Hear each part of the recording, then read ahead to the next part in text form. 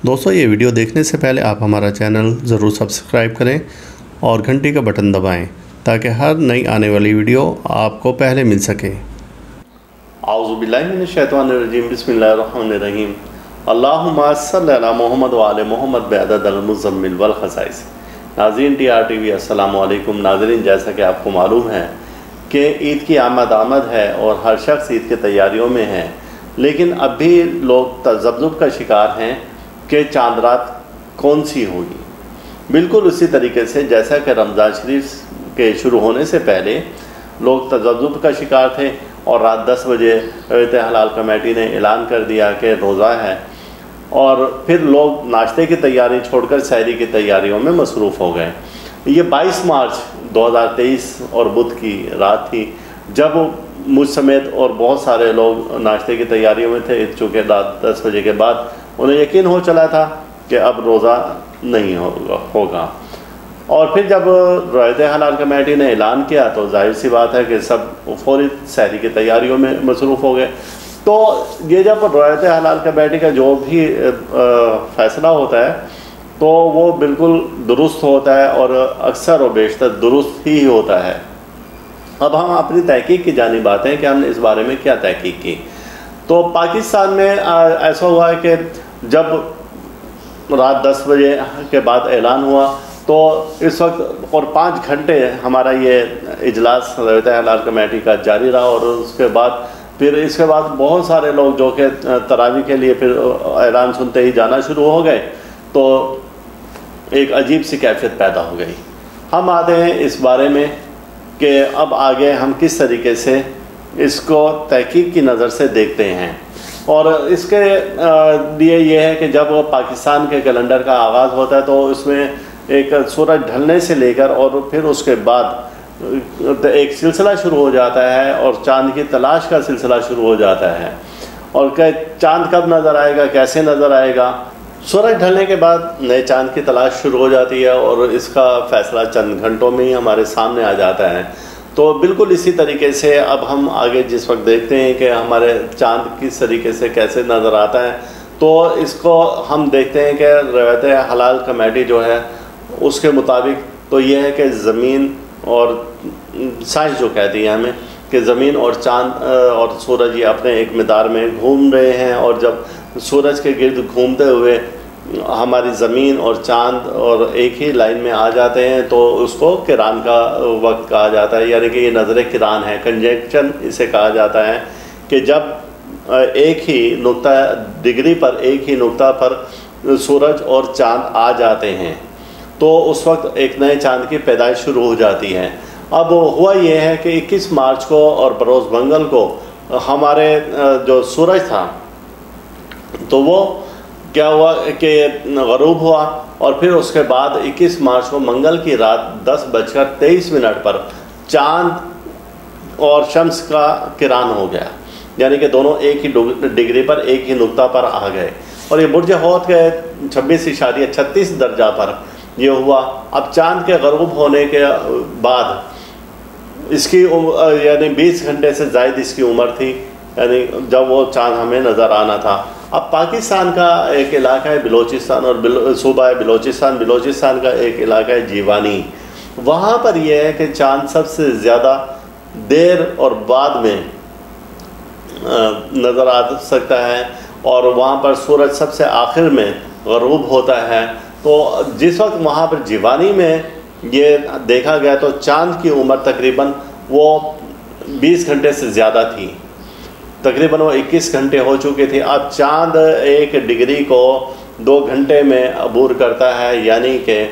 उस वक्त जो चांद की डिग्री थी वो तकरीबन 8 से 10 डिग्री वो अपनी तय कर चुका था। जब 8 से 10 डिग्री चांद अगर तय कर ले तो उस वक्त में चांद के नज़र आने के इम्कानात बड़े वाज़े हो जाते हैं।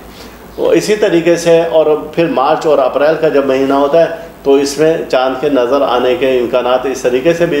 ज़्यादा हो जाते हैं कि जीवानी जो इलाका था बलोचिस्तान का, जहाँ पर चांद को देखा गया और जहाँ से हमें मुशाहिदात मिले चांद के, तो वहाँ पर उस रोज़ जो ग़ुरूब आफ्ताब था शाम 7:05 था, غروب آفتاب. اب مارچ اور اپریل میں ذرا چاند دیر تک نظر آتا ہے اور دن بڑھنا شروع ہو جاتے ہیں، تو وہ تقریباً غروب ہونے کے 30 منٹ تک چاند ہم دیکھ سکتے تھے، کہ 30 منٹ تک ہم چاند دیکھ سکتے تھے. گویا کہ 7:35 تک کا ایسا وقت تھا کہ جب وہ چاند نظر آ سکتا تھا اور نظر آیا. تو اسی طریقے سے جس وقت چاند کی یہ جو پیدائش کا عرصہ تھا وہ تھوڑا زیادہ ہو گیا، اور پھر جب مختلف علاقوں سے، بہاولپور سے اور مختلف علاقوں سے، اور یہ ایک ساحلی پٹی جو چل رہی ہے گوادر سے، تو یہاں پر چاند زیادہ دیر تک دکھائی دیا جا سکتا ہے. تو وہاں سے جب شواہد ملے تو ہمارے روایت حلال کمیٹی نے اس بارے میں اعلان کر دیا بدھ کی رات کو کہ روزہ ہے اور روزے کے ہمیں ثبوت مل گئے ہیں، چاند کے ثبوت مل گئے. تو لہٰذا اس تحقیق کے مطابق جو روزہ رکھا گیا تھا وہ بالکل صحیح تھا، اس میں کوئی شبہ نہیں ہے کسی بھی طریقے سے، کیونکہ چاند، اور اب ویسے بھی جدید تحقیق ہے، سائنس ہے، اور ہم دیکھتے ہیں کہ ہم جنتری میں 1 سال پہلے ہی شائع کر دیتے ہیں کہ کس دن کی عید ہوگی، کس دن کا رمضان اور محرم اور باقی تمام جتنے بھی چاند سے متعلق ہیں ایام، اور ماہانہ جو ہمارا رسالہ ہوتا ہے تحفہ روحانیات میں بھی ہم شائع کر دیتے ہیں. اب اتنی تحقیق آ چکی ہے اور سائنس نے اتنی ترقی کر لی ہے کہ چاند کس آسمان کے کس زاویے پر، کس برج میں کتنی ڈگری پر ہے، اور اس کا طلوع کیا ہے، اس کا غروب کیا ہے، یہ ساری چیزیں ہمیں وہاں سے مل جاتی ہیں. اور لیکن آنکھ سے دیکھنا ایک ظاہر سی بات ہے کہ علماء کرام کے نزدیک، اور ویسے بھی اسلامی نقطہ نظر سے وہ ضروری ہے کہ جب تک آپ چاند کو آنکھ سے نہ دیکھیں تو پھر اس وقت تک آپ کسی تہوار کا اعلان نہ کریں. تو چند ہمیں اس طریقے سے وہ شواہد ملے کہ روایت حلال کمیٹی کو کہ چاند کو دیکھا گیا ہے، اور پھر دوسری تحقیق، سائنسی تحقیق کے مطابق، نجوم کی تحقیق کے مطابق بھی چاند تو موجود تھا آسمان پر. تو پھر اس روایت حلال کمیٹی نے رات کو 10 بجے کے بعد اعلان کر دیا کہ چاند نظر آ چکا ہے. اب ہم اسی اصول کے تحت چلتے ہیں ہم عید الفطر کے چاند کی طرف، کہ عید الفطر کے چاند کا کیا ہے. کچھ لوگ کہہ رہے ہیں کہ 29 کا روزہ ہے، کچھ کہتے ہیں 29 روزے ہیں، کچھ کہتے ہیں 30 روزے ہوں گے. لیکن اب ہم نے جب اس بارے میں تحقیق کی تو 20 اپریل بروز جمعرات، تو 20 اپریل بروز جمعرات کو جس وقت ہم دیکھتے ہیں تو 29 رمضان ہوتی ہے، اور یہ شمس اور قمر کا جو کران ہے، جو کہ پہلے میں نے آپ سے بتایا تھا، وہ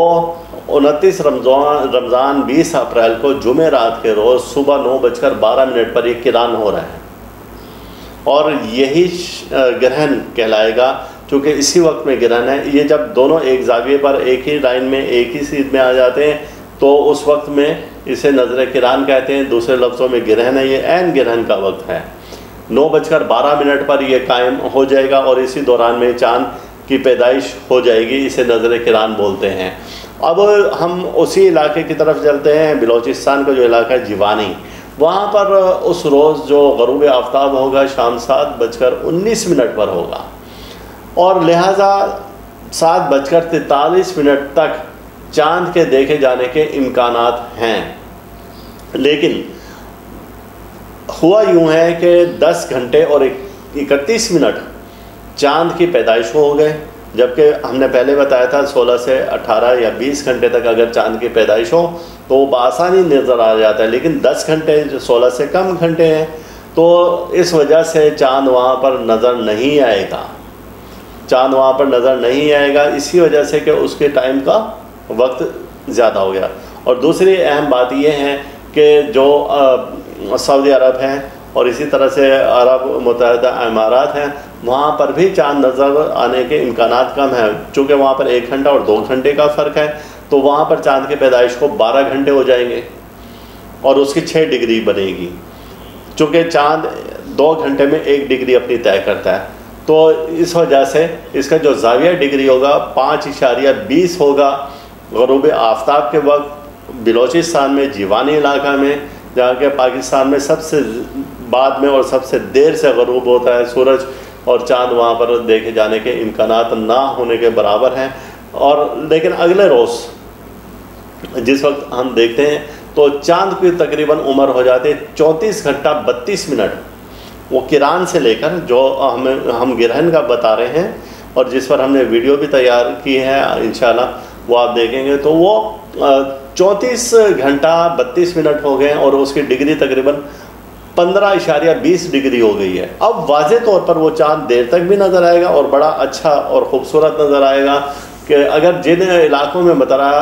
صاف ہوگا اور ابر آلود نہیں ہوگا تو وہاں پر آپ بآسانی چاند کو دیکھ سکیں گے. تو اب ہم یہی کہیں گے اور آپ کو مبارکباد دیتے ہیں کہ روزے انشاءاللہ تعالیٰ 30 ہوں گے اور جو 22 اپریل بروز ہفتہ عید الفطر ہوگی اور 21 اپریل بروز جمعہ کو چاند نظر آئے گا. اور اس چاند نظر آنے پر کیا دعائیں ہیں اور کیا وظیفہ ہے انشاءاللہ تعالیٰ ایک ویڈیو ہم ضرور اپلوڈ کریں گے اس بارے میں بھی. اللہ تعالیٰ ہم سب کا روحانی مزاج اسی طرح سے برقرار رکھے اور اللہ تعالیٰ ہر دکھ سے درد سے بیماری رنج و مصیبت حادثہ پریشانی سے محفوظ رکھے. اللہ حافظ. آپ اس ویڈیو کو لائک کریں اور ساتھ ہی سبسکرائب کا بٹن دبائیں اور گھنٹی کا بٹن دبائیں تاکہ ہر نئی آنے والی ویڈیو آپ کو مل سکے.